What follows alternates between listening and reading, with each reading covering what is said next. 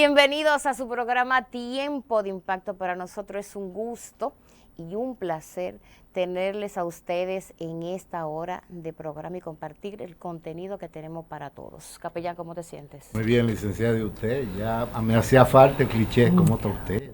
Yo sé que tú no puedes vivir, que cuando tú tienes que hacer este programa solo, mira, yo sé que tú lo sufres, yo también lo sufro. Óyeme, ¿qué problema tengamos nosotros? No podemos estar sin uno, el uno sin el otro. Sí, eso es un asunto... Mira, nosotros hicimos bien si comprar... la iglesia evangélica lo cuestiona y lo analiza, nos pone como ejemplo de un amor mutuo para toda la vida, señores, inseparable, amor gemelo.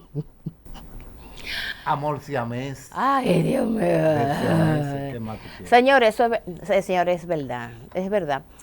Muchas personas nos dicen que nos copian esa parte. Lo que pasa es que en las relaciones de pareja, no debe perderse lo que es el buen humor.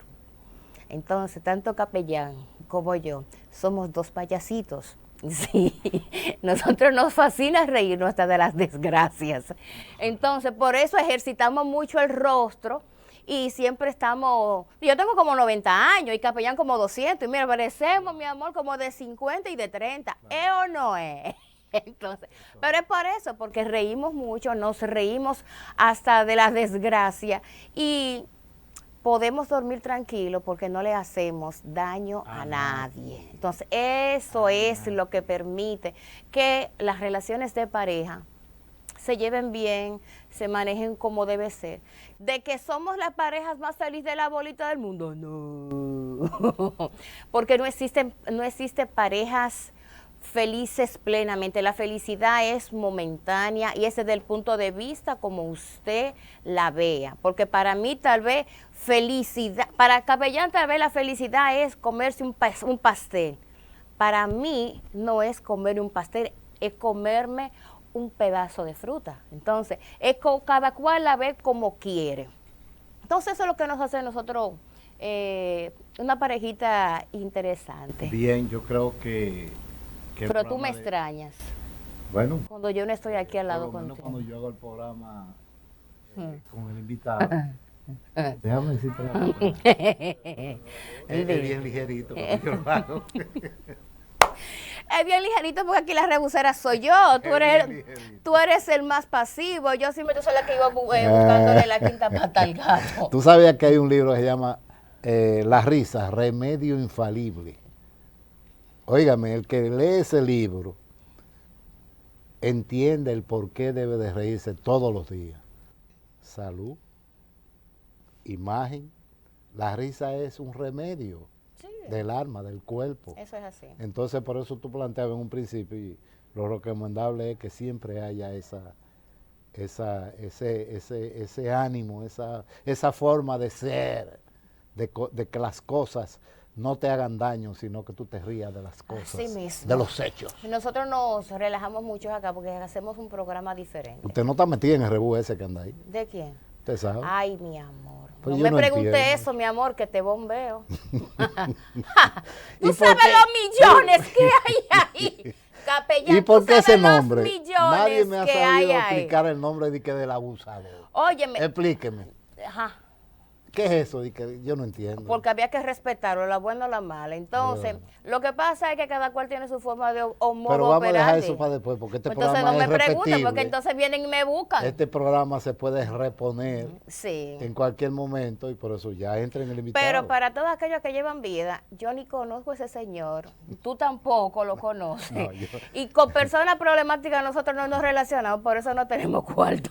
Y por eso nos reímos de todo. Y por eso nos reímos de todo. Maravilloso. Señores, ya vamos a entrar en tema, ya botamos el estrés de la semana y vamos a hablar sobre problemática social, una problemática social que se tiene que ver desde ese punto de vista, porque cuando hablamos sobre movilidad urbana, desarrollo urbano y territorial sostenible, todo lo que tiene que ver con lo que es la estética, la organización, el manejo, el buen uso de los suelos, de las áreas, todo eso nos conviene a todos. Nosotros tenemos un invitado que vamos a hablar con él sobre esto, porque él es experto en esa área, se ha especializado en esas áreas y ha llevado su punto de vista y ha buscado más puntos de vista fuera del país, tanto en Centroamérica como en Latinoamérica. Yo puedo decir que el arquitecto Mayovanet Suazo es una de las personas que tiene más conocimiento y más experiencia en este tema y que le vamos a dar la bienvenida. Licenciado, arquitecto, licenciado de capellán, y yo, arquitecto Mayovanet Suazo, gracias por permitirnos su presencia en Tiempo de Impacto. Extremadamente contento, y era una deuda que tenía que cumplir. Sí. Hace mucho que tenía que venir acá. Usted tiene suerte. Me siento sumamente contento de estar con ustedes. Y una deuda casi familiar. Casi familiar, correcto. Por la relación. Sí, por la relación usted se gasta una honorable madre. Sí, claro. A la cual le tenemos un gran aprecio, un cuñado, una esposa, unos hijos, que yo quiero traer a su esposa para que hablemos de su buena experiencia con relación con sus gemelos que tanto desea. Entonces, Mayovanet, hablar de la problemática de la movilidad urbana, ¿de qué estamos hablando? Mira, eso es uno de los temas y de las frases que muchas veces se suenan muy bonitas, pero no se entienden. Exacto. Y yo creo que es importante destacar que la movilidad no es más que cubrir las necesidades, la necesidad que tiene el ser humano de movilizarse, de desplazarse de un punto a otro. Cuando vamos del colegio a la casa, de la casa al colegio, de la casa al trabajo, eso es parte de la movilidad. La movilidad no es simplemente un nombre, sino también cubre una necesidad que tienen los ciudadanos de desplazamiento. Estamos ya, y qué bueno que habla sobre desplazamiento y menciona, llevamos los niños al colegio. Todas aquellas personas que tienen que llevar sus hijos en automóvil a un local educacional, llevarlo al colegio para ser más precisa, tiene que planificarse. Porque un minuto significa una hora. Un minuto significa 20 minutos de retraso. De retraso para entrar al colegio, de retraso para llegar a tu trabajo. Entonces tú tienes que planificarte, y a veces los niños son los que más son perjudicados porque les robamos media hora de su sueño. O sea, si tienes que entrar a las 7:30, tienes que levantarte a las 6, porque tenemos que salir a las 6:30 más tardar, porque si salimos a las 6:40 nos encontramos con el tapón de las 7, de las personas que van a salir y que también piensan lo mismo. ¿Qué debemos hacer nosotros con esta situación ahora que ya inicia el año escolar y que es un caos? Los tapones en todas partes es un caos. ¿Cuáles son esas recomendaciones que tú tienes previstas y que, si Dios quiere, en un futuro tú pudieras vender la idea o ponerla en manifiesto en un proyecto particular? Mira, los procesos de movilidad en ese sentido son muy comunes en América Latina. América Latina, en sentido general, tiene un 80% de población urbana, destinado prácticamente a que en el año 2030 va a ser un 90% de población urbana. ¿Qué quiere decir esto? Que en la medida que las personas viven en las ciudades, o sea, hay mucho más demanda del uso de lo que es el transporte, y por ende el parque vehicular de nuestro país ha crecido significativamente, tanto así que se ha triplicado en los últimos 20 años. O sea, los vehículos que habían en el año 2000 son 3 veces mayores hoy en día, casi 20 años después. Entonces, esto ha perjudicado bastante. No es que hay más colegios, independientemente de que también los haya, no es que hay más colegios, sino que el parque vehicular se ha incrementado. Yo creo que más que todo lo que debemos de fomentar es generar políticas de movilidad urbana más dirigidas a lo que es el transporte público colectivo. ¿Cómo cuál? Mencióname dos accionar que pudiéramos hacer para no morir en el intento, porque oye, hay personas que se quedan en un tapón. Me explico. Mira, el promedio latinoamericano de desplazamiento entre un punto a otro es de 2 horas. O sea, tú pierdes 2 horas diarias en América Latina en temas de transporte. Eso equivale a 30 días al año. O sea, estamos hablando que tú pierdes un mes prácticamente del año metido en tapones, lo que nosotros llamamos tapones. Y sin embargo, el 90% del tiempo el vehículo está estacionado. Tú solamente utilizas un 10% del tiempo en el vehículo. Entonces, estos son de los temas que uno maneja desde el punto de vista estadístico. Y yo creo que reforzando el transporte público interurbano sería una gran fortaleza en ese sentido. Y me explico por qué. En el Gran Santo Domingo, para que tengan una idea, nosotros tenemos un parque vehicular público de 22.400 vehículos. Sin embargo, ¿Público? Público. Sin embargo, de los cuales el 90% de estos vehículos es controlado por los sindicatos. Y son los causantes de los tapones también. Pero algo más preocupante es que de esa cantidad de vehículos, 16.344 son vehículos de menor capacidad. ¿Qué quiere decir esto? Que en la medida, son vehículos de carro de concha, en la medida que estos vehículos tú los vas sacando de circulación y sustituyéndolo por autobuses, que la misma cantidad de pasajeros que te movilizan 16.000 vehículos de menor liviano, te van a mover 1.000 autobuses aproximadamente. Entonces, cuando vemos esto y vemos la capacidad que tenemos con las líneas del metro, que ya la tenemos disponible, tenemos algo interesante. O sea, sin embargo, en el metro tú no tienes parqueo, o sea, tú no puedes estacionarte cercano a la estación para tú poder trasladarte desde un punto a otro y volver en la noche o en la tardecita, recoger tu vehículo y volver a tu casa. Estos son planes que gradualmente se deben de ir dando. No son planes ni lo va a resolver el Interán en un año, en 2 años. Es un tema que gradualmente debe de irse dando, pero hay que sentar a las bases. Aquí hay un déficit de transporte público y el Estado solamente maneja un 10%. Pero también hay un déficit de parqueos. O sea, tú vas a una institución, específicamente una institución pública, y tú tienes que saber qué es mejor para ti, irte en taxis y regresar en taxi, o simplemente tú dejar tu vehículo a 1 kilómetro, 500 metros, y tú llegar al lugar, al sitio, con el sudorazo, ¿verdad?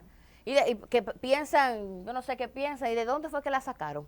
Porque tú llegas todo vuelto un disparate a obtener una reunión de negocio, y es porque simplemente tú tuviste que dejar el vehículo lejos porque esa institución no te puede brindar un parqueo. Mira. Pero también es otra cosa, de las empresas, instituciones, empresas públicas, privadas, que crean, o mejor dicho, aprovechan el paso del peatón para convertirlo en parqueo porque sí, porque me dio la voluntad. O sea, yo tengo esta empresa aquí, la plaza no me proporciona parqueos, entonces yo lo que hago es que voy a tomar el paso del peatón y ahí voy a estacionar mis vehículos. Entonces, como yo tengo una cuña, un amiguito que es funcionario, que pertenece al ayuntamiento, que tal cosa, nadie le va a decir nada. Entonces, ¿qué sucede? Y lo digo por experiencia, y lo voy a decir. En la Independencia con la calle San Gabriel, Independencia kilómetro 8. Yo he visto madres con sus niños tirándose a la calle con su carrito, niños en carruela, porque ahí hay una financiera de que toman todo el espacio del peatón para estacionar su vehículo. Entonces el carrito no cabe por el pequeño espacio que ellos dejaron, no cabe por la pared de la entidad y el espacio que dejaron. Entonces yo digo que eso es un abuso.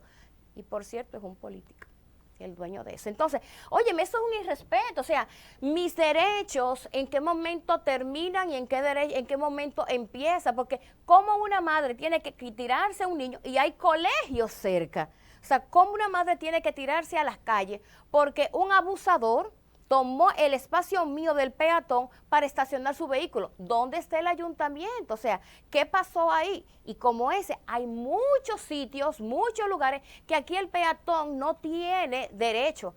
Imagínate una persona con discapacidad visual. ¿Qué ocurre? Entonces, ¿dónde está el papel del ayuntamiento?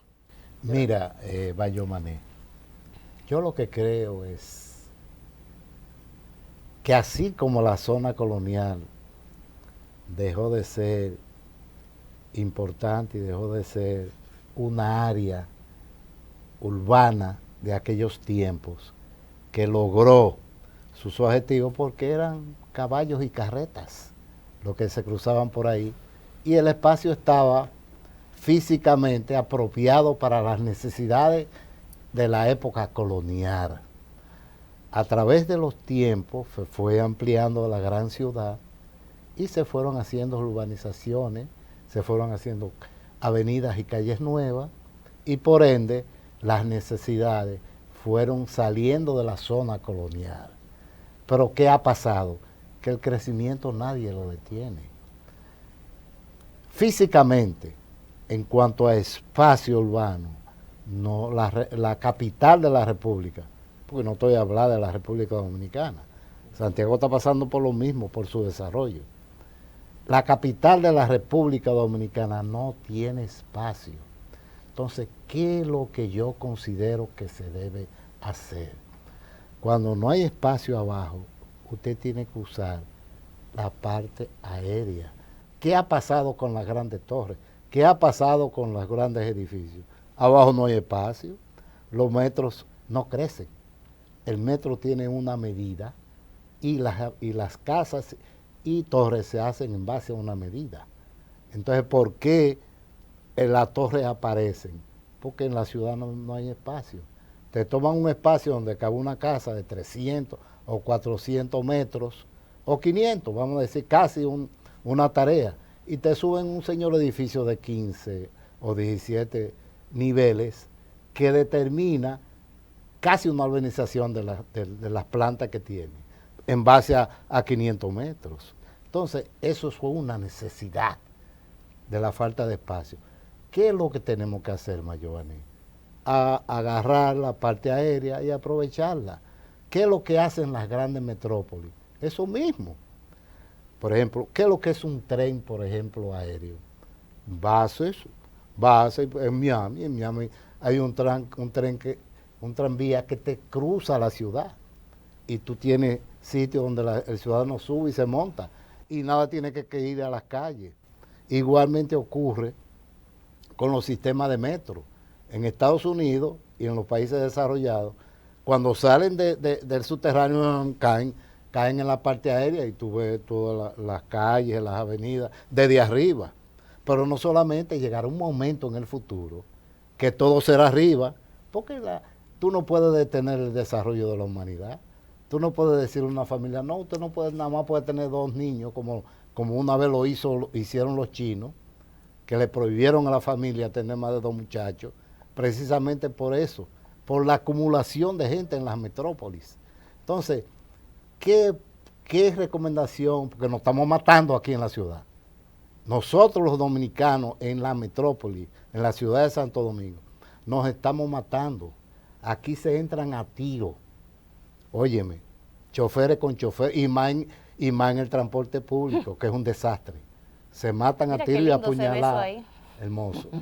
Mira qué cosa más hermosa. Se matan a tiro. Imagínate tú que haya un tranvía aéreo, que tú veas los vehículos abajo y que nadie detenga ningún semáforo. Usted cruza la ciudad como el metro en 15 minutos. Entonces, pero esa es una idea. Esa es una idea. Entonces, ¿qué es lo que hay que hacer?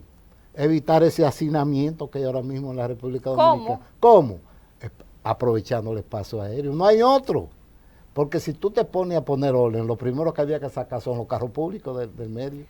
Es lo primero que hay que hacer. Los padres de familia. Y segundo, las guaguitas que le dicen voladoras, sacarlas antes de los carros públicos. Y tercero, las guaguas, porque ese es otro asunto, en los países desarrollados. Está tocando arterias demasiado. Espérese, pero para estar claro en esto que estamos hablando. En los países desarrollados, el transporte interurbano no cruza por el medio de la ciudad, tiene su área por donde se va. No, aquí la guagua que va para Asua, la guagua que va para Baní, la guagua que va para San Cristóbal, la guagua que va para Asua, qué sé yo, todo lo que es sur profundo. Pasan por ahí por la 27, por la Independencia, y te crean más problemas de movilidad todavía. Entonces, el problema de nosotros no es fácil de resolver. Existe DGC, existe el Intran, existe la gente de la ME, existen 500,000 mojigangas y la pueden crear diario una y no van a resolver el problema. Mira, el crecimiento de la ciudad hay que entender también su parte histórica y sociocultural. Es indudablemente que las ciudades van generando su propia necesidad. Tú bien lo dices, la ciudad colonial en un momento determinado cumplió con su objetivo. Sin embargo, a finales del siglo XIX, cuando se expande la ciudad extramuros, que es con la creación de Ciudad Nueva, que se formó debido a asentamientos informales que fueron sucediendo. Ya más adelante la ciudad fue creciendo y en el año 1930, que es cuando viene el ciclón San Zenón, inicia una nueva etapa de lo que son las construcciones en la ciudad de Santo Domingo principalmente, y se crea lo que es la primera ley que controlaba y regulaba lo que eran las construcciones, que es la 142-31. Esta ley fue sucedida después o derogada por la ley 675-44, que es la que todavía está en vigencia. La ley 675-44 de 1944, que todavía es la ley madre de lo que es las urbanizaciones y el ornato. Esto yo digo que es donde inicia un proceso tal vez donde hay que entender el por qué el marco jurídico también ha afectado. En su momento esa ley fue muy avanzada para los tiempos. pero ahora no. Sin embargo, en el año 44 la ciudad tenía apenas 200.000 habitantes. Hoy en día tenemos una metrópoli que si unificamos con San Cristóbal, el Gran Santo Domingo y el distrito, estamos hablando de 4,5 millones de habitantes. Imagínate tú. A partir de la caída del régimen, luego de que del año 44, que empezaron a surgir los planes reguladores, a partir de la ley y la expansión de la ciudad como tal, ya luego de la caída del régimen en el año 61, hubieron 5 años de inestabilidad política que todos lo sabemos. Eso afectó mucho en la generación de asentamientos informales, como ha pasado en Centroamérica y en Latinoamérica en sentido general. Se van arrabalizando algunos solares, algunos emplazamientos que eran propiedad en aquel entonces del dictador o de la familia del dictador. Por ejemplo, surge luego de la guerra de abril del 65, surge lo que es el Manguito, que todo el mundo lo conocemos, en el mismo centro urbano, que en ese momento era una zona apartada de la ciudad. Claro. Y la ciudad se va expandiendo, la ciudad va generando... Y desorganizada, expandiendo. Claro, porque si se expande organizada está bien, pero desorganizada. A partir de ahí empiezan a surgir algunos planes que fueron de manera que aportaron cosas positivas, como el pulmón verde, el cinturón verde que tenemos, que en cierto modo la visión del presidente Balaguer en ese entonces fue muy acertada. ¿Cuántos pulmones tenemos ahora mismo en el Distrito Nacional? ¿Solamente el Mirador Sur? No, en el distrito tenemos varios. Tenemos el Zoológico Nacional, el Jardín Botánico, el Parque Mirador Norte, que aunque pertenece prácticamente a Santo Domingo Norte, pero es parte de lo que son las áreas verdes y lógicamente con todo lo que son los parques que tenemos. Entonces, a partir del 65 inicia una nueva etapa del urbanismo en la República Dominicana, pero todo ha sido creado con un crecimiento horizontal de la ciudad. Cuando la ciudad fue creciendo horizontalmente, llegó el momento en que trasladarse de un punto a otro en la ciudad. Entonces, los 12 años de Balaguer fueron famosos por los complejos que se desarrollaron a nivel de los parques que se hicieron, grandes parques, y por las grandes avenidas, autopistas, que en ese entonces la prioridad en el momento era el vehículo. Hoy en día el vehículo es una molestia para las ciudades. Paradójicamente, lo que venía a ser una función hoy en día es una molestia.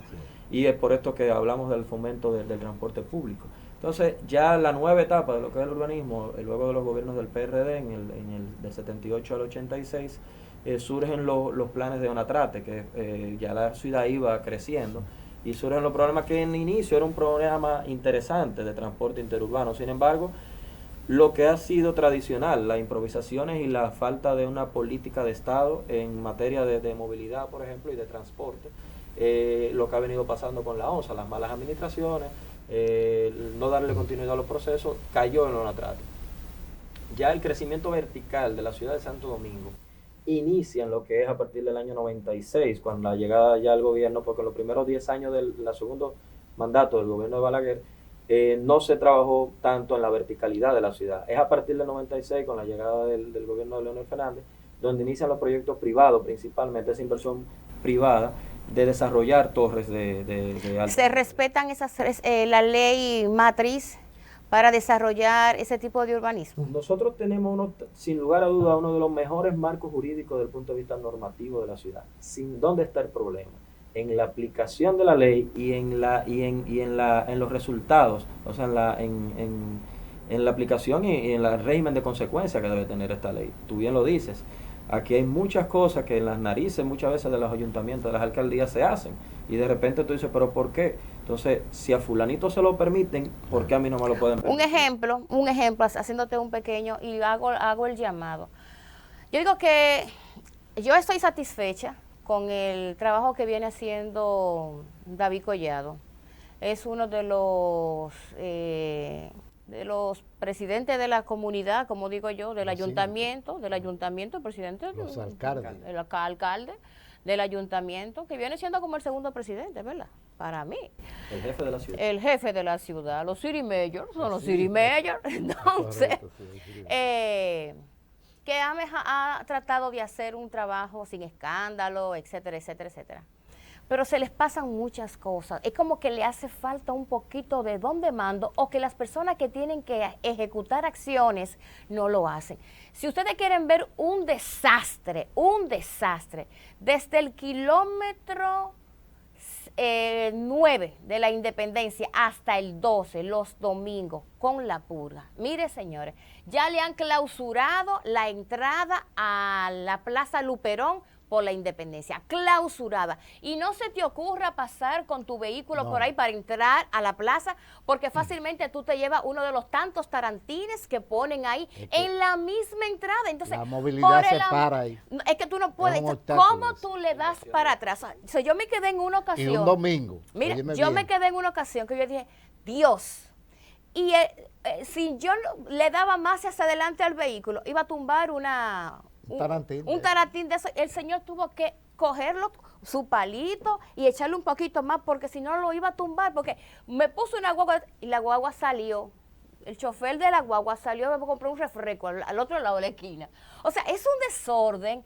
¿Y dónde están las autoridades? O sea, ¿por qué no hacer las cosas bien? ¿Por qué no respetar las leyes? Por eso yo te menciono, las leyes que están, se cumplen, porque yo sé que hay muchas leyes incluso para construir una torre, para construir una casa. Aquí esas leyes, hay muchas que no se toman en cuenta si el terreno es hábil, qué tipo de drenajes tiene, qué capacidad de drenaje tiene. Tú ves que construyen un edificio y el mismo drenaje que se construyó hace 50 años es el mismo para una torre de 50 o 60 apartamentos. Entonces, dime. Mira, ahí hay dos vertientes. Estamos hablando de la invasión del espacio público. Indudablemente tenemos que manejar el territorio. Por ejemplo, el tema de la pulga es un tema que compete más que a la alcaldía del distrito, a la alcaldía de Santo Domingo Oeste, que es quien regula la parte donde se celebra, donde se trabaja el mercado de las pulgas. Pero, por ejemplo, en el distrito tenemos el tema de la Duarte con París. Ya no solamente te invaden la acera, o sea, te están invadiendo la calle. Tú pasas un día anteriormente a los fines de semana, pero tú pasas cualquier día de la semana y es un caos. Entonces, sí está regulado, sí está contemplado en las leyes, sí las normas tanto sísmicas, normas de uso de suelo, normas de drenaje sanitario, por ejemplo, que tenemos, son muy completas y muy bien claras, o sea, están muy bien establecidas en lo que se necesita y se debe de hacer. Sin embargo, por ejemplo, nosotros tenemos un caso muy particular. El Gran Santo Domingo, apenas el 15% de todo lo que es el Gran Santo Domingo, la huella urbana que compone el Gran Santo Domingo, tiene acceso al drenaje público sanitario, al drenaje sanitario. Esto es preocupante. ¿Por qué? Porque un gran porcentaje de este 85% restante, ¿y a dónde va esas aguas residuales? Y usted me preguntaría, ¿a dónde va eso? La mayoría de los proyectos se trabajan conforme a lo que son los pozos filtrantes, los famosos pozos filtrantes que van seccionándose a través de los pozos sépticos, van diluyendo la materia para ser lanzadas o vertidas a lo que son los filtrantes. ¿Y eso dónde termina? Santo Domingo tiene una superficie muy, muy rocosa, es una de las bondades que tiene en cierto modo desde el punto de vista de geotécnico. Sin embargo, esa absorción de ese material, de esa materia ya que va diluyéndose hacia eso, va absorbiendo. Muchas de las torres, muchas de las viviendas acá tienen pozos tubulares para extraer el agua de las venas acuíferas. Entonces, en la medida que nosotros proliferamos esa cantidad de pozos filtrantes, en esa misma medida estamos contaminando el subsuelo. La otra forma de llevar o de darle destino final a las aguas residuales es virtiéndola a través del mar, directamente al mar Caribe. Contaminando el mar. O a través de las cañadas. Si bien es cierto que el mar Caribe es una planta de tratamiento natural que va descomponiendo la materia, sin embargo, y acabando el ecosistema también. Sin embargo, es importante aclarar que cuando vamos desde aquí hacia, por ejemplo, las avenidas Autopista Las Américas, vemos como el azul turquesa en la Avenida Las Américas predomina.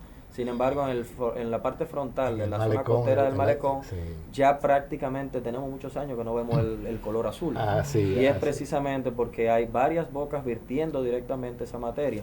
¿Cómo se regula eso? A través de emisarios submarinos que van trabajando y llevando la materia a una mayor profundidad. Se están implementando, pues, es un proyecto ahora. Está contemplado en el plan maestro de alcantarillado sanitario de la CAS, sí está contemplado una serie de emisarios submarinos para precisamente evitar ese. Pero el problema del destino final de las aguas residuales es muy complejo. Paradójicamente, mencionabas ahorita, capellán, el tema de la ciudad colonial. Todavía en la ciudad colonial, el sistema de alcantarillado sanitario de la ciudad colonial de los años 1500, o sea, prácticamente la época todavía está funcionando. Entonces, gracias a la construcción del metro, que se aumentaron la cantidad de metros de líneas para precisamente para vertir los desechos sólidos. Eso ha venido a permitir mejorar un poco, pero anteriormente era un 5%, ya con la adición del metro y las cámaras que se establecieron en el metro y las plantas de tratamiento que se están establecidas a nivel del Gran Santo Domingo, que son 21, de las cuales funcionan 7, y de las 7 funciona una, a capacidad 100%. En el próximo segmento, licenciada, yo le tengo una pregunta, pero se la voy a hacer ahora para que vaya pensando en lo que dura el minuto y medio, 2 minutos el del break, corte. del break. No hay problema. Hay una ley o un reglamento de construcción que obliga a las constructoras a hacer un estudio de suelo para cuando va, bueno, en el caso suyo, usted ha hecho edificios bien sólidos, altos y de mucha calidad, porque yo tengo esas informaciones y sé incluso donde usted ha estado involucrado en ese tipo de edificios. Ese estudio de suelo es tan necesario que determina incluso la posibilidad de la duración de ese edificio. En el próximo segmento usted me va a hablar de eso. Vámonos a un corte y luego retornamos con más de Tiempo de Impacto. Hoy nos acompaña el arquitecto Mayované Suazo, especialista en desarrollo urbano y territorial sostenible. Vámonos y luego retornamos.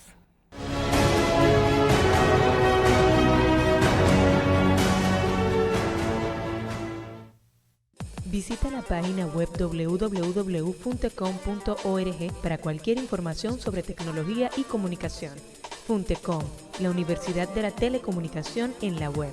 Funtecom, fuente universal de la tecnología y el conocimiento.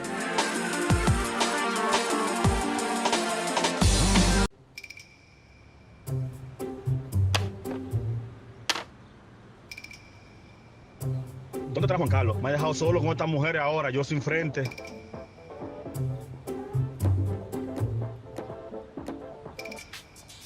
Por fin. ¿Y dónde tú estabas? Tenemos una hora esperándote, mano. ¿Y qué es? Tranquilo, Correa. Señores, miren lo que le traje.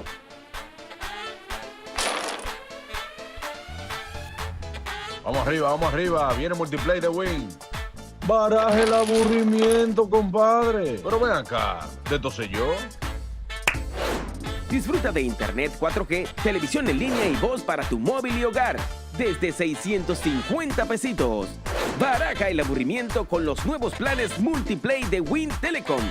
Win Telecom, comparte sin límites. Para reír con gusto, lea las obras de contenidos humorísticos del periodista Mario Emilio Pérez, sus estampas dominicanas, volúmenes quinto y sexto y más brincos por la vida están en circulación. Distribuidor principal, Centro Puesta del Libro, con el teléfono 809-473-4020. Llame y a reír con gusto. Ya no hay que alisarse el pelo, porque ya hay productos que no son químicos, ¿verdad? Que te permiten alisarte tu pelo y ponerlo, mantenerlo siempre con tu onda, mantenerlo lacio sin tener que irte a esos procesos aparatosos. En Caína Hair Center usted encontrará esa solución. Llame para hacer su cita al 809-563-1815.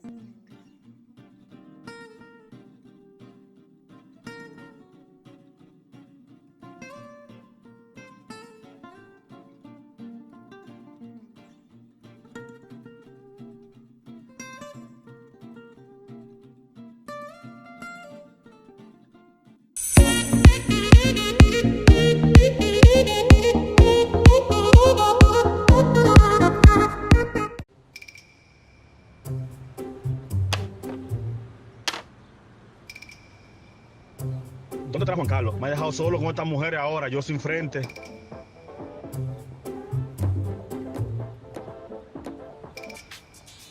Por fin. ¿Y dónde tú estabas? Tenemos una hora esperándote, mano. ¿Y qué es? Tranquilo, Correa. Señores, miren lo que le traje.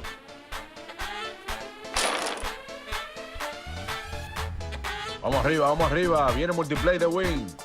Baraje el aburrimiento, compadre. Pero ven acá, ¿de esto sé yo? Disfruta de Internet 4G, televisión en línea y voz para tu móvil y hogar desde 650 pesitos. Baraja el aburrimiento con los nuevos planes Multiplay de Win Telecom. Win Telecom, comparte sin límites.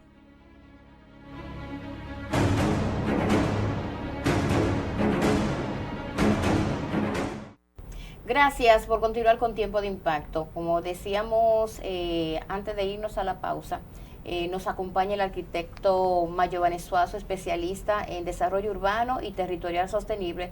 También estamos hablando, desarrollando el tema de movilidad urbana, desafío para la República Dominicana. Capellán, dejaste una pregunta en tapete para que el arquitecto Mayovane te la contestara. Bien, le preguntábamos antes del break que existe un reglamento, existe una ley que cada edificio, cada construcción que se vaya a hacer, donde vayan a habitar los seres humanos, tenía que haber un estudio del suelo donde se iba a construir eso.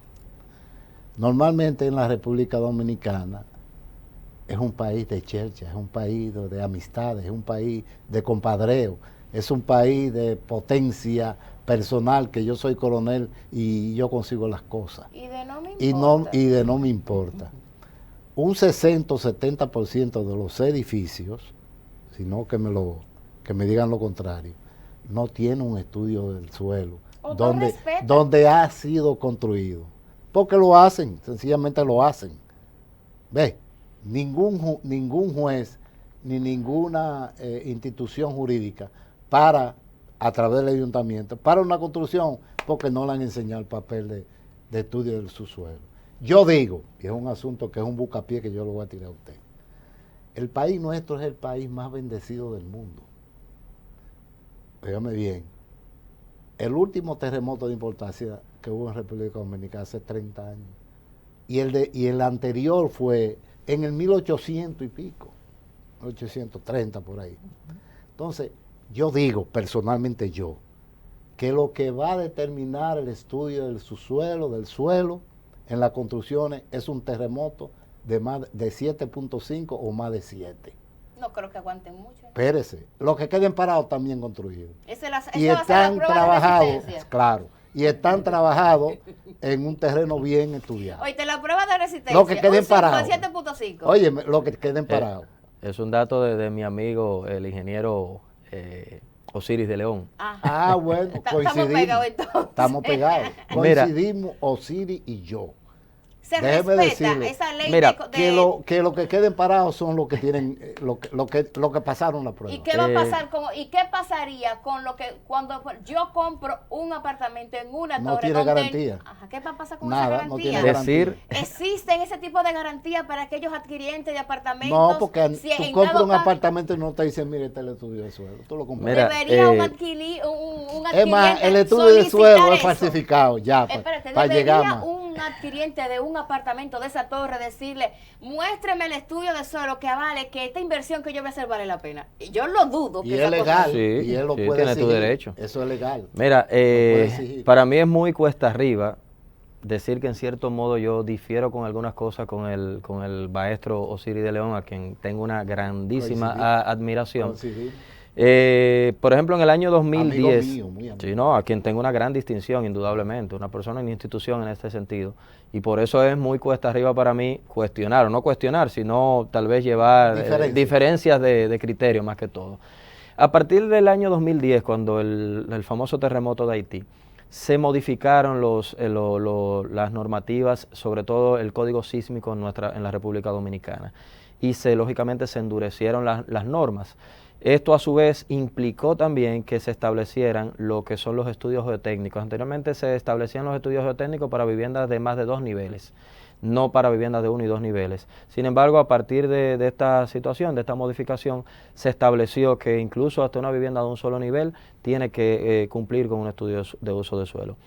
Si hay algo que indudablemente tengo que ser objetivo en nuestro planteamiento, es precisamente que las autoridades actuales del Ministerio de Obras Públicas han implementado de manera eficiente el seguimiento a estos proyectos que se están desarrollando.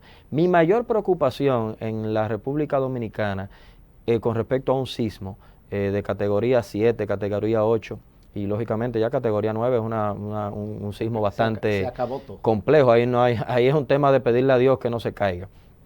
Pero mira, mi mayor preocupación más que todo, que Dios no lo quiera, que no suceda, o que Dios no quiera que no suceda, es en la vulnerabilidad que hay en los asentamientos informales en nuestras ciudades. Aquí hay un alto porcentaje de asentamientos informales que es donde más puede haber vulnerabilidad en ese sentido. Los proyectos en los últimos años que se han estado desarrollando ha tenido un seguimiento por parte de las autoridades del Ministerio de Obras Públicas, en este caso que es quien regula la parte técnica. La parte del uso de suelo y territorial es más que todo los ayuntamientos. Pero en el tema del Ministerio de Obras Públicas se le ha estado dando seguimiento. Hoy en día tú para aprobar un plano tienes que conllevar una serie de rigideces en el proceso, tienes que ir a acudir a hacer inspecciones antes de cada vaciado, y esto son cosas positivas. ¿Y se hacen? Sí, se hacen, se hacen. En los proyectos, lógicamente los proyectos formales, me refiero a los proyectos formales. A donde hay, claro, y a donde voy es precisamente en la informalidad que existe. Y esto se debe a precisamente el seguimiento que se le da a los proyectos con informalidad, pero nosotros que estamos trabajando en el marco de la legalidad, indudablemente tenemos que apegarnos a las normas para poder no ser cuestionados a futuro. Entonces, esto yo creo que también existe una responsabilidad del ingeniero supervisor, del ingeniero constructor, desde el punto de vista. Yo creo que aquí hay buena base. Una pregunta. Alguien diría, pero es inocente esa pregunta, Capello. ¿No existen inspectores que ven una construcción y pueden decir quién es el ingeniero encargado, qué compañía constructora es? Y exigir, por ejemplo, ustedes tienen los papeles legales, tienen el asunto de su suelo, todo eso. ¿Existe ese departamento, o sea, del ayuntamiento, o sea, de quien sea, que tiene la autoridad de ir a un sitio donde se está construyendo a cuestionar esa construcción? Sí, claro. Sí. Claro, existe. Y se le dan papeletas. Bueno, imagínate, en la vida hay siempre. ¿Hay soborno? Pero mira, una de las cosas que yo planteaba, precisamente porque el nivel de informalidad aquí es muy alto en nuestra ciudad, es muy alto. Precisamente por tal vez la incapacidad muchas veces hasta de logística que se tiene en los departamentos. Yo planteaba en una ocasión, en unas vistas públicas que se hicieron en el Ayuntamiento del Distrito con respecto a las normas, de que había que generar una clasificación de proyectos. ¿Por qué mucha gente no va a depositar sus propuestas de sus remodelaciones? Porque en un complejo, por ejemplo, un proyecto de remodelación, el proceso de aprobación es tan complejo que lamentablemente el exceso de burocracia lo que hace es generar más informalidad. Y romper normas también. Y lógicamente romper normas. Mira, se ve mucho en zonas residenciales, de casas de un nivel, que de un momento a otro, un abrir y cerrar los ojos, esos residenciales se convierten en zonas de torres. Claro. Porque compran una casa, tiene buen metraje, compran una casa, esa casa me imagino que no tiene un estudio se hizo un estudio solo para una casa de un nivel, no para un edificio de 5 o 6 plantas. Claro. Entonces, ¿qué sucede en esa parte? Mira, uno de los grandes problemas de esa situación, de ese crecimiento vertical, del cual yo soy abanderado, yo creo que la ciudad debe de crecer de manera vertical, una ciudad compacta como la nuestra, no hay forma de que siga creciendo un crecimiento horizontal. Arriba. Sin embargo, esto conlleva una serie de requerimientos desde el punto de vista técnico, por ejemplo, el destino final de las aguas residuales, el manejo de las vías públicas, por ejemplo, el drenaje pluvial. Y un aspecto también que es significativo de resaltar es que ya las áreas verdes privadas han ido desapareciendo. Me explico. lo que tú tenías en una casa de un solar de 500 metros, tenías patio trasero, patio delantero, linderos, y tú tenías la matica de mango. Entonces ya todo eso ha ido desapareciendo. De plátano. En su momento, tú vas a colocar, en su momento, ya ahora hay un edificio de 12 niveles, donde tal vez si acaso dejamos una franjita de 60 centímetros en todo el perímetro para en el mejor de los casos, para poder. Entonces esto ha ido afectando lo que es la permeabilidad del suelo. Nosotros tenemos en el Distrito Nacional, en la circunscripción número 1, 4.165.000 metros cuadrados de áreas verdes públicas. En la número 2, equivalente a 13.95 metros cuadrados por habitante. En la número 2, 3.196.000, equivalente a 10.95. En esas dos circunscripciones estamos bien. Desde el punto de vista de lo que nos exigen los organismos internacionales, que es 9 metros cuadrados. Estamos por encima. En los organismos internacionales sí se cumplen todos esos espacios. Ahora bien, cuando vamos a la 3 solamente tenemos 345.000 metros, equivalente a 0.80 metros cuadrados por habitante. ¿Qué quiere decir esto? Pero aparte de esto, en el Distrito Nacional, el 63% de los espacios públicos verdes no cumplen con las condiciones de características de lo que debería ser un área verde. En abandono, se han convertido en zonas residuales. En los últimos, en esta gestión se ha ido recuperando algunos espacios. Porque exactamente, recuperar el espacio, que ahí es donde entran los ayuntamientos. O sea, eso es una norma que deben cumplir los ayuntamientos, que donde aparezca un pedacito de suelo, habilitarlo. ¿Para qué? Porque ya que yo no tengo para dónde moverme para ningún lado, pero por lo menos este parquecito para que los muchachos puedan jugar. No es un tema, da pena eso. No es un tema nada más de recuperar el espacio. Si no hay una vinculación social, si no hay una integración ciudadana en ese proceso de vamos a seguir haciendo lo que hemos venido haciendo hace 30 años, tirándonos una foto con el alcalde, salimos con un pergamino, nos arreglaron la cancha, pero a los 3 meses ya la cancha no está funcionando. Dentro del marco jurídico de ese tipo de construcciones, de urbanizaciones, porque yo no les exijo a las torres. ¿Qué están haciendo las torres? Que el apartamento que no tenga 2 parqueos nadie lo cambia, nadie lo compra. Están enterrando para abajo a los carros. Que para mí es un gran error. Y es un error. Para mí es un gran error porque afecta indudablemente lo que es el medio ambiente. Por ejemplo, en Ciudad Panamá. Pero espérate, que la pregunta que te voy a hacer es la siguiente. Dentro del marco jurídico de esas construcciones, ¿no es obligatorio una cantidad de metros cuadrados para área verde? Sí. ¿Y por qué no se cumple? Precisamente. No, a mí lo que me interesa es si es un favor que hace la constructora o si es una para obligación. Dejarte un parqueo, para dejarte si es una obligación o es un favor. No, por un tema también de régimen de consecuencias. O sea, ahí además las normas, al ser tan estrictas, muchas veces se van manejando una serie de infracciones que son permitidas dentro de lo que cabe. O sea, cuando digo comillas, son permitidas, que no son permitidas, pero la gente lo hace. Y hay posibilidad, por ejemplo, de que en mi proyecto, de esa construcción de los urbanización, yo tenga 2 tareas de tierra para el área verde y cuando entregue lo que tenga sea 500 metros. No te entendí la pregunta, disculpa. En los planos originales que yo entrego, ¿verdad? Como constructora, estoy diciendo que hay 2 tareas de tierra para el área verde. Cuando yo termino el trabajo de la construcción y lo entrego con 500 metros nada más de área verde, ¿es posible eso que ocurra? Bueno, es una trampa, pero en realidad eso está establecido en las aprobaciones. Aquí todo si es se aprobaron sorpresa a nivel de titulación, sí está establecido de que son 2 tareas, por ejemplo. Mira, está muy interesante y el pueblo, el país, las personas, los dominicanos, los que nos ven, están ávidos de educación, están ávidos de información. Yo quiero comprometerte hoy para que vengamos dentro de 2 o 3 programas para hablar sobre Ciudad Juan Bosch. Ciudad Juan Bosch, que viene siendo el dorado de las personas de clase media baja y de clase media para poder adquirir un apartamento. Si en realidad esa inversión, que ese pobre, que esa persona que tiene que partirse el lomo por 15, por 20 años, está haciendo una real inversión. Si lo que le están vendiendo en ese tiempo va a tener una plusvalía, Porque ¿qué sucede? Uno compra una casa, uno compra un apartamento con la intención de que con el tiempo adquiera más valor, que esa es una inversión. O sea, tú no vas a invertir en comprar un apartamento o una casa para que después se vaya deteriorando ¿y qué hace que un apartamento se deteriore?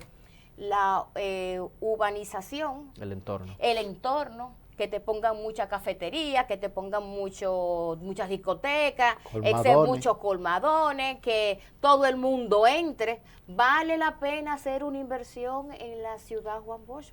Ese tema te voy a comprometer. Nos quedan 5 minutos. Él puede introducir. Pues introdúceme y continuaremos nosotros en la próxima. La ciudad Juan Bosch, ¿qué usted cree de eso? Yo creo que es uno de los proyectos más interesantes. Lógicamente su desarrollo va a determinarlo el tiempo, pero es un proyecto bastante interesante. Yo he tenido la oportunidad de conocerlo. No es un proyecto de interés social. Muchas veces pensamos que el proyecto de la ciudad de Juan Bosch es un proyecto de interés social. No es lo mismo un proyecto económico que de interés social. Defíname una cosa y la otra, y sobre todo, ¿qué tanto perjudica ese aumento que hizo el gobierno de que una casa de económica de 2.8 ahora cuesta 3.5? Bueno, o sea, eso a mí, que yo quisiera adquirir una, ¿eso me conviene? Sí, claro, o sea, indiscutiblemente es favorable para el adquiriente, porque ya tú tienes una oportunidad de tener una vivienda de mayor costo, de mayores condiciones. ¿Y los cuartos para tú comprarla? A donde voy no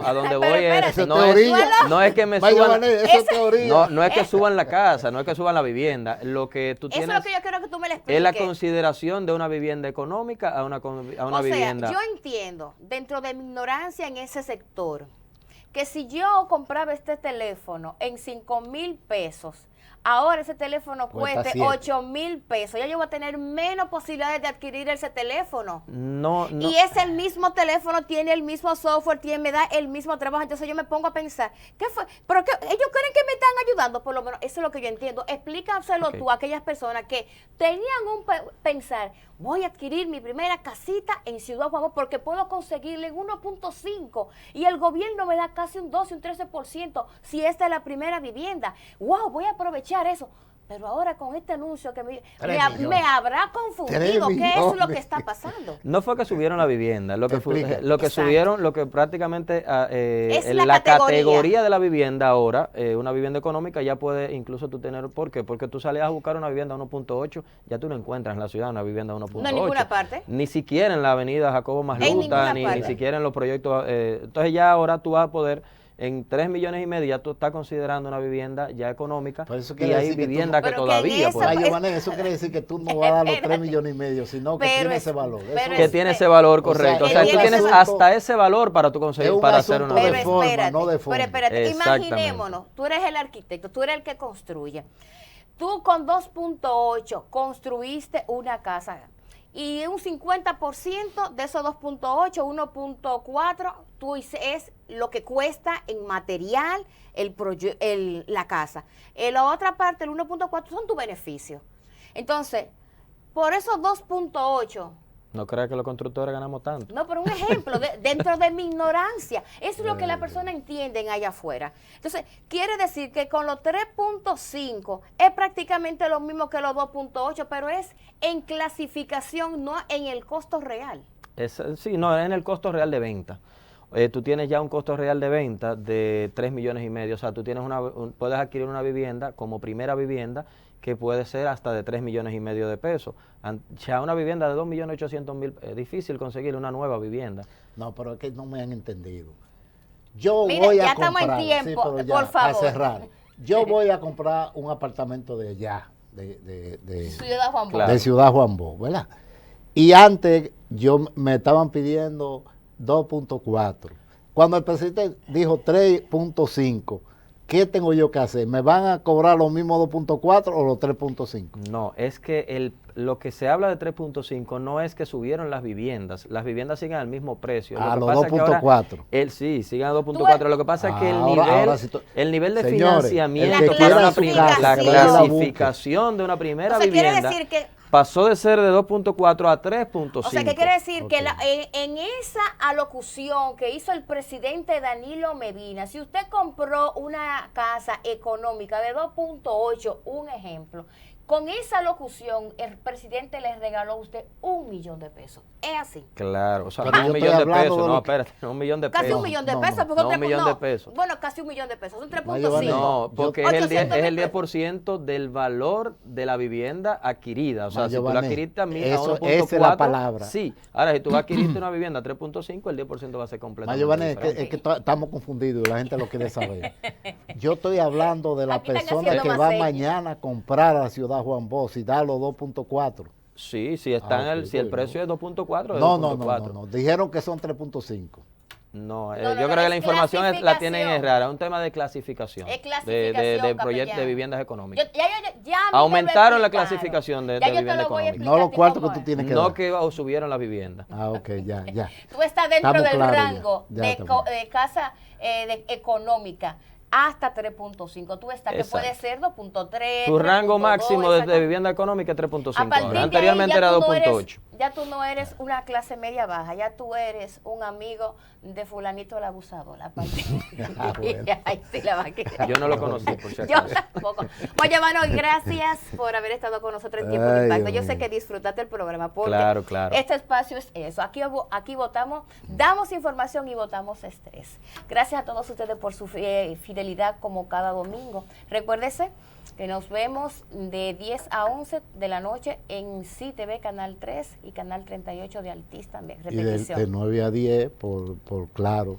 Por claro, exactamente. En el Canal 74. En Canal 74. Mayo tiene compromiso con nosotros. Claro, asegúrelo. Ay, el país entero, espérate. Sobre todo. E internet. Y de verdad Y que a se ve nivel en todo el mundial. país, exactamente. Señores, gracias por haber estado con nosotros. Será hasta la próxima semana. Si Dios lo permite, volveremos a reencontrarnos nuevamente. Héctor, bienvenido, capellán, y Liz Hernández. Bye bye.